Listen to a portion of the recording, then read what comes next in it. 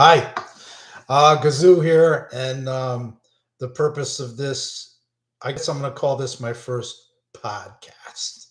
A couple people told me you ought to do a podcast, so this is my rudimentary version of one. The topic is announcers and sports personalities. Now, the reason I got into this is, um, well, obviously I'm a sports nut, A, and B, I watch a lot of sports, and C, I'm old enough that I have uh, decades of listening to sports in some way, shape, or form, and I grew to appreciate the craft. In a perfect world, if I had to do it again, I would probably get into something like this, maybe. But neither here nor there. This is my take on it. I'll do a quick preface in that, being from the Northeast up until now, I have more exposure to the people that, from the New York metropolitan area and, you know, somewhat New England ish. So most of the, I'm not going to be covering every from coast to coast, great voices, and there'll be some memories that have just slipped me by here, but I have a little sheet written there, so hopefully this will be a little more fluid in some of my stuff. This is a T-shirt I got from a buddy that went to Key West. Ernest Hemingway went to this place. Sloppy Joe's. Anyhow, let's start with football because it's fresh in my mind. I like millions, hundreds of millions of Americans watched the two games yesterday, and they had some of the top announcing teams as far as the NFL has to provide. There are some great voices from the past. I'll just list them. Guys that I really admired and thought were excellent, whether X's and O's or just overall color. Merlin Olsen, excellent. Dan Dierdorf, I thought was very good. Gifford had a nice take on things. Dandy Don, he was drunk in the booth, so I'll just put him a C grade. There are a lot of people that were drunk in the booth there, more than you could probably imagine, especially back in the day when you know it was different. Um, so as far as yesterday, Romo and Jim Nantz are acknowledged, I think, as the top NFL team, at least in my eyes. And they did a fine job. Jim Nantz is the play-by-play, and uh, Tony does the color. I made mention on an earlier video that Romo had a rough week last week. He got crucified in the press for a couple of perhaps errors that he made, and can you believe it? He was eating on air. Oh my God, he had his mouth full. Hmm. It's amazing you don't see that more often. It's just an absolute no. Um, you know, Back in the day, there was a lot of smoking and drinking in the in the press box, I'm sure, and who knows what. But things being are what they are today, although things are looser in a way they're tighter. So Romo had a fine game yesterday. He did at one point in time. It was fairly later in the game, and Cincinnati was facing a 3rd and 17, and he thought they would just run the ball. But he got double crossed, and Joe threw one downfield and quite a ways, and Jamar Chase made really a circus catch. It was a good throw, but hell of a catch. And Romo said that took stones. So I thought that was quite funny. Um, and he's good X and O's guy. He was really, when he first got involved in it, he would predict plays. They're going to go that way, or I would go to him, and boom, there would happen. It was just like he was in the huddle. So he had quite a few moments like that. So he got a lot of stripes very early. He got promoted to the A team right off the bat. I'm sure there was some bitterness going on. Who's Tony Romo? What does he know? Well, he knows quite a lot. And by the way, a hell of a football player from humble beginnings. Um, his high school, when he was in college, he sat on the bench the first year, and the coach wanted to make him the tight end, and he begged the coach. He just said, "Just give me one more year," and he improved, and he went to a small school. Check out the Football Life on YouTube TV. They offer it. It's really compelling, excellent story, and from humble beginnings to living in this mansion where freaking his playroom or gym, whatever you want to call it, is bigger than most people's houses. Quite a spread he's got. What a beautiful family, and apparently the world on a string. But they're excellent. Aikman and Buck to me aren't as good. They kind of bore me to sleep a little bit. Troy has some good things to say sometime. But Buck is right on the ball. He's very good on the play-by-play. Uh, as far as people that'll never make it in the booth, people that are talking heads on these shows like Michael Irvin, he's just too Dallas through and through, and he's over the top nuts sometimes. And yesterday, one of these channels rolled Gronk out there. He was completely lost, trying to read from the telecaster, stumbling off of words. It was pitiful to watch. I I don't think so. A hell of a football player, though. Really damn good. So now we got the new up and coming star. I'm sorry, I forget the name of the gent that does the play by play. Kevin something. He's really good also. But Greg Olson, he's the one that had the as it turns out the task of doing the Philly and San Fran game, and he's excellent. He was a really good player. I looked his stats up. I was amazed about it, the amount of receptions, and he had 60 touchdowns, to what 600 receptions or something, just Hall of Fame type numbers. And there aren't many Hall of Fames in the Pro Football Hall of Fame. Many tight ends in the Pro Football Hall of Fame, so he'll join that class someday. But very to the point, educated, excellent vocabulary, just really good insights in the game. He's really good. I like him quite a bit. Um, there's guys in the past also. Merlin Olsen was a favorite. Um, I think Hank Stram was pretty good. It was a network, a good old boy network back then. And you know what you do not see, and this is something that's probably got to change. It's definitely got to change. Is men of color in the booth. Mike Tirico is on it. Um, and he does a pretty good job. I'm not a tremendous advocate of Mike Tirico, but he's a man of color, and he's got a strong position. Um, Baseball, I guess you would say would be my I won't call it wheelhouse, but the sport that I participated in a lot and followed the best, and I have more memories of it and um, the game itself, and especially in broadcasting. And some of the names that I came across, just combing my mind and thinking about it. Vince Scully.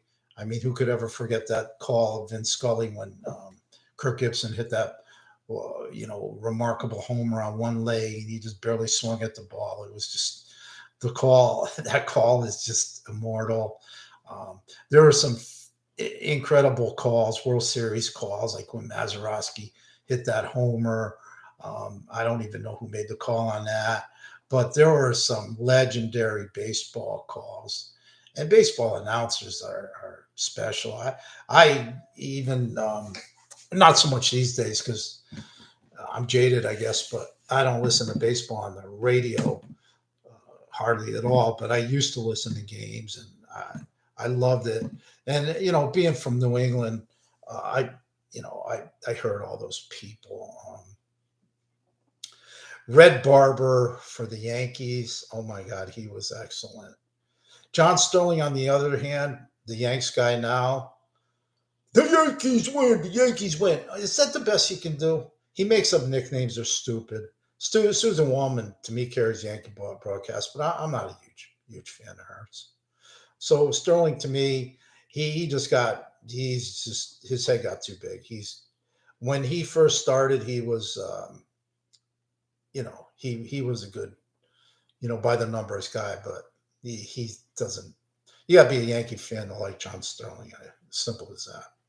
The Mets, the amazing Mets with Ralph Kiner doing Kiner's Corner. I used to love Kiner's Corner because you would get to see ball players from other teams in the National League. Back then, there was no interleague play, so it was very division of division.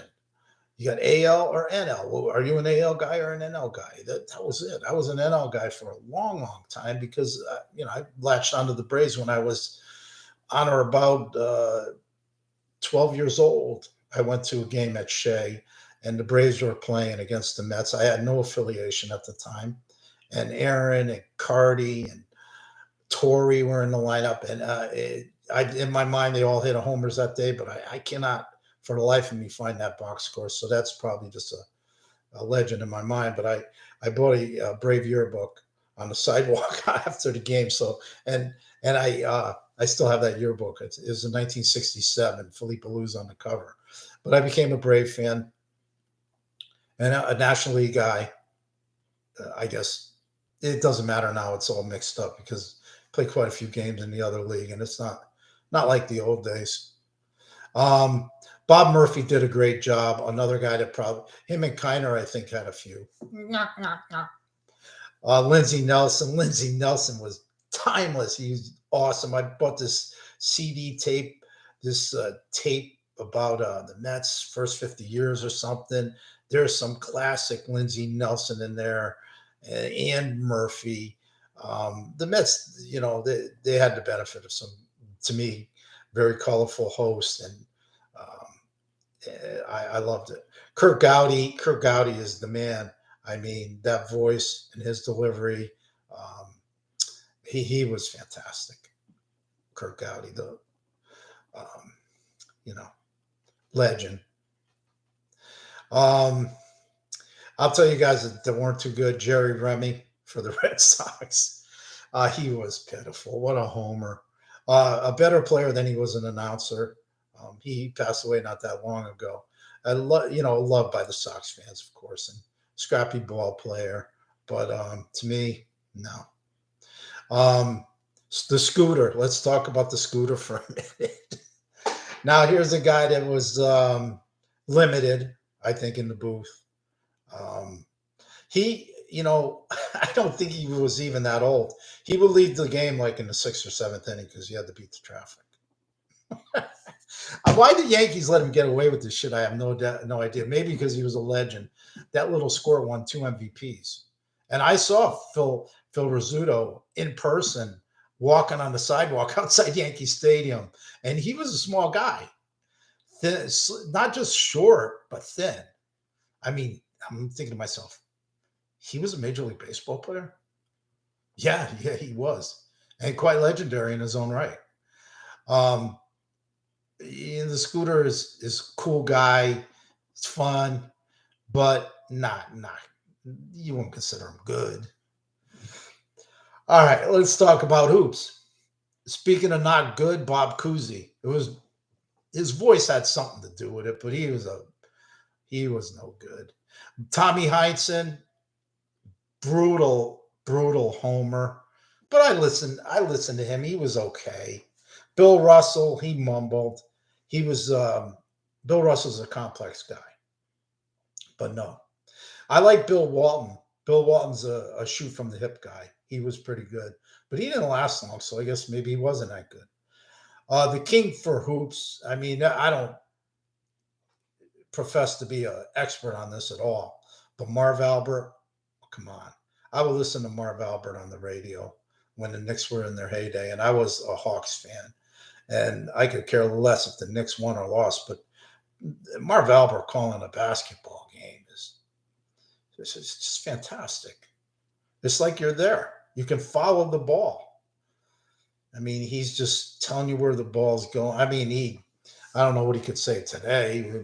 The game is in a state of chaos with the rules the way they are, and the people hurling up, 3 pointers every which way. It's not the game of basketball that old timers would even waste 2 seconds watching on TV. It's kind of sad in a way.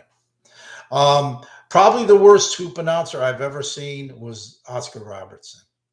Now, Oscar Robertson easily could be on any list for top 10 players. I mean, this guy averaged a triple double. Think about that. He had this sweet shot. The way he held the ball, he must have these big hands. He just like cupped the ball. He had a beautiful, unique shot. Um, very much a playmaker. But they put him in the booth, and he used to go, "Oh, oh, oh," and I'm thinking, yeah, that must be why they call him the Big O. I mean, he didn't last long, and I'm sure there was a lot of people that I'm forgetting. But basketball is a distant third for me. Um, and now what I want to do is to talk about the fall from grace for a couple of people. And it's easy to do. You make one historic gaffe on national TV or in a national publication, and you're going to be finished. Such was the case with Jimmy the Greek. Now, Jimmy the Greek never called a game in his life, but what he did do was he was a bookmaker, right? So it was kind of very ahead of the curve way back then when NFL gambling on the games was not talked about. It was like it was some dirty secret. But CBS rolled out Jimmy the Greek because I guess it at least acknowledged that people are betting on games, and he would give you his picks for the week, and he would talk about the point spread, which was, kind of revolutionary back then. Whether he was good at it or not, I'm not sure. I did see a documentary about him, and it was quite revealing, and it explained how he got his reputation. He came up on the horse race circuit, and I believe he was very good at it. But anyhow, the Greek, who had a long Greek name, probably like the Greek freak in the NBA, Giannis. There, I can't even pronounce his last name, and it barely fits on his uniform. But Jimmy the Greek was, he was in pretty good. But then one day, I'm not sure if it was on the air or if it was in. It might have very well been in Sports Illustrated or something. He made the unbelievable gaffe of saying that black quarterbacks, not going to happen. That's not what they were bred for. Back when they were slaves, they were, it was about, they developed special muscles. They could run fast. They had, and they were strong, and they, basically bred a super race for sports. No, not cool. Is it true? No, it's not true. And as far as African Americans not having the brain for an NFL playbook, come on. Most of the players in the NFL are black. And as it turns out now, most of the top quarterbacks are black. Do they run more than the white guys? Yeah, okay, a little bit. But Josh Allen could run. Bro can run a bit. Danny Dimes on the Giants, he's a good runner. So that was a stigma for sure. But the Greek made that comment, and he was crucified and fired for it. And was it a dumb thing? Yes, very stupid. Did he believe in it? Yeah, I guess he did. He didn't. I don't think he had the scientific facts behind him properly. He was talking out of his hat, But his life was kind of ruined after that. I don't know how much he didn't live a long life after that, but he was kind of what I thought was old way back when, he was hired by CBS. I mean, he had gray hair, and I just dignified him as old. Um, and then you have Brent Musburger. He was so. He was overexposed. He was in all sports. He was, average, average, average. But he was linked with the Greek as during that time frame. And this was even before Sports Center, when Sports Center first came out, and they did the highlights, right, and that was great. And you had there was a channel, I think it was NBC, that did they did after the week was over, they'd have This Week in the NFL, and they do show highlights of each game. That was really cool because back when I grew up, you were subject to watching a Giant or a Jet game, period. And maybe the Pats game came later on, but I can even remember the NFL AFL thing. So I go way back. AFL broadcasts were a little bit of the Wild West. I wish I could think of some of the names. Al DeRogatis, maybe. They had some really good announcers. I'd have to look that up, but um, it was really good. Um, Excellent, in fact. So the Greek, you know, he blew it, and it's a darn shame because he died a broken man because of that. Should have kept that shit under his hat for sure. Um, Another guy that whose career was curtailed because of his big mouth is Howard Cosell. Now, either you loved Howard or you hated him. His voice was, something that can make you cuckoo.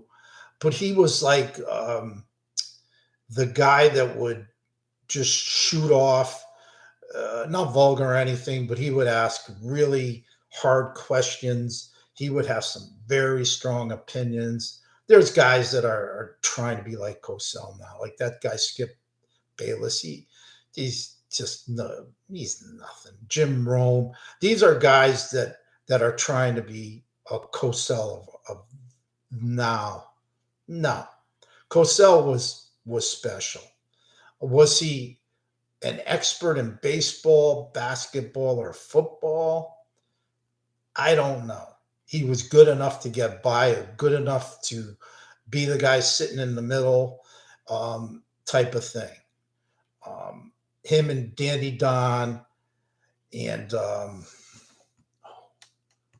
who was the third guy? Gifford. I think it was the three of them. But so they had, and Dandy Don, you talk about another guy that was limited, and another guy that was known to singing that stupid song at the end of the game. He was singing his version of the C&W song about the party's over, some shit. Come on, that was so dumb. But people live with him because he was Dandy Don. So let's go back to Cosell. So Cosell had a moment where he was doing a Redskin game, and at the time they had these three wide receivers: Gary Clark, um, Charlie Brown, and this guy Garrett. Forget his first name. They were all small, right? Smallish guys, and they were nicknamed the Smurfs. Now, was Smurfs racial? I don't know. I didn't think it was at the time, but maybe it was a little. Um, but anyhow, they had the nickname as the Smurfs, and they were tattooing somebody on Monday Night Football, and Garrett made this really spectacular play where he caught the ball and he, you know, went one way, then went the other way, and then he scored a touchdown. And Howard said, "Look at that monkey run." Not cool, Howard. Now, did is that a racist thing to say? He probably didn't think it was, but it came off. It got a lot of negative reviews. Let's put it this way. Not now. Think about this for a minute. Ali or Cassius Clay, whatever you want to call him, when he had those battles with Joe Frazier, and he would call Frazier an ape or a gorilla. So I guess a monkey is kind of the same thing. It's not exactly like you're calling somebody African American or a black man. So yeah, it was a stupid thing to say. Was Howard Cosell a racist? I truly believe he was not. I mean, but I don't know Howard Cosell. But I do know that put a big damper on his career. I don't remember if they fired him. They might have. The Greek went down in flames faster and bigger. I know that much. But you got to be very careful what you say. Now, a guy like is talking about, we'll talk about talking heads. Being from Connecticut for vast majority, and I listened to the Fan just like any red-blooded sports fan was doing back in the day, maybe the 80s, 90s, whatever it was. Mike and the Mad Dog had some, you know, it was pretty open dialogue there, and they would say controversial things. And I'm not I favor the Mad Dog over Mike. I always thought Mike was a little bit of a conceited guy who, I don't know. I favored the dog for whatever reason. The dog doesn't have the voice for the greatest voice, but he's very enthusiastic. He could never be a broadcaster, although he knows the game of baseball in particular. He's just too jaded. He's way too pro San Francisco Giant. Now, on the other hand, you look at somebody like the guy right now, John Smoltz and Buck. Is it Buck? Yeah. John Smoltz and whoever his partner is at the moment. They're the A team on baseball. Smoltz you never know he played for the Braves. Braves won the World Series. He never once was openly cheering for him. Unlike Boomer this weekend. Now here's Boomer dressed up like an Eskimo. I know it was cold, but come on. He looked like he was gonna, he's afraid he was gonna die there. You barely see his face. But he was pro Bengal. I mean, he wasn't knocking KC, but it was a little silly pro Bengal stuff. So that's that. So anyhow, going back to Mad Dog, this is one of the funniest moments I've ever had as far as a listener, and I haven't ever heard anybody. I've told this story probably more times than I could count. Maybe I should give it up. Maybe this will be the last time I talk about it. But I'm listening to the Fan on a day where the Giants had just lost the last game of the World Series, whether it was game 6 or 7, I don't recall. So some guy calls in and Dog had been, chirping the whole time. It was just tiring about the Giants this, the Giants that. And they go down, and some guy is on the line, and he says, "Dog, how'd that trip to the proctologist go?" I'm like, oh boy. So he's dead air. So he says, "You're in the brown, baby. In the brown. How's it feel?" So so Mad Dog finally gets it. He says, "Well, it wasn't that great. I mean, they could have won, but perhaps a better team won." And he's trying to spin it. And in the meantime, I'm just laughing my ass off. It's like, in the brown, that is the best. Holy crap. So fans have some good stuff. Of course, a lot of it gets bleeped out or cut out, but sports radio, I think, is not something that appeals to me now, but it filled in the time way back then. Right now, I listen to the fantasy sports a little bit on XM, but those people are obnoxious for the most part to me. And as far as expert analysis, some of them have some good stuff to say. And truthfully, I know a handful of people that could, and myself as well, they could run a tips line, and we'd be decent. Maybe better, maybe worse, but either way, it's fantasy sports is very volatile, regardless of the sport. So that's my take on sports personalities and people that I liked or admire. I'm sure I forgot some people. I consider the broadcast fabric of the game. When I'm watching the game, I'll never be one to turn the sound off, except for during the commercials. Um, it's interesting to me what people say, uh, and a lot of times it's very vanilla. I'm looking for the strawberry and the chocolate and however you want to term it, but um, it's exciting to see new people in there like Cook, Romo. He's still fairly, I didn't realize that Dak Prescott replaced Romo, and you'll see it if you watch that show I was talking about when Romo knew that he hurt his neck. He had some serious injuries, and they had drafted Dak. He knew that that was the end of the road for him, so he didn't hang around to, play, get a paycheck sitting on a clipboard for the next 3 5 years, hoping he got hurt. He hung it up rather quick, and his press conference was very classy. And I have a lot of respect for Tony Romo. The whole story of his life, and you'll never hear me say that he's no good. But anyhow, everybody has their favorites and guys that they don't like, and there's hundreds of announcers that have come and gone that have done a very credible job in all of the sports, including hockey. I couldn't name you a hockey broadcast, but doing a hockey game is not easy. I watched the World Cup, and those guys did a fine job. And I know the basics of soccer, and there was some good stuff that was said. And every sport, even the Olympics announcers are good. Um, Bob Costas used to do a good job. I think he's over the hill now. He's shot, but Bob Costas was good, and he covered numerous sports. Uh, Definitely baseball. He's probably an NFL guy and could very well be an NBA guy. Um, these games call them. If you're an astute fan, let's face it, you could probably watch the game with the sound off and know what's going on. But if you want entertainment, sometimes the game really sucks. Truthfully, I've turned the channel.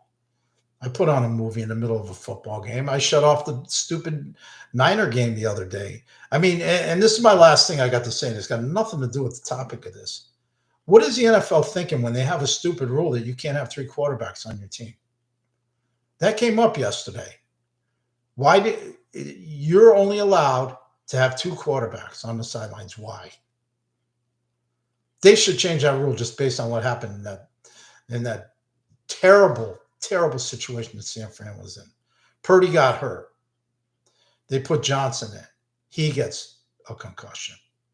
Now they have to put Purdy back in the game, a guy that is already hurt, that luckily for him didn't get creamed again. It was a bad situation. Could they have put McCaffrey at running back, at quarterback? Supposedly they could. And the sidelines, he was studying his something like he was going to do it. But let's face it, the guy probably can't throw the ball for shit. So that was a real mess. So that's the last thing I got to say about that. All right. Well, like I said, podcast number 1 in the books.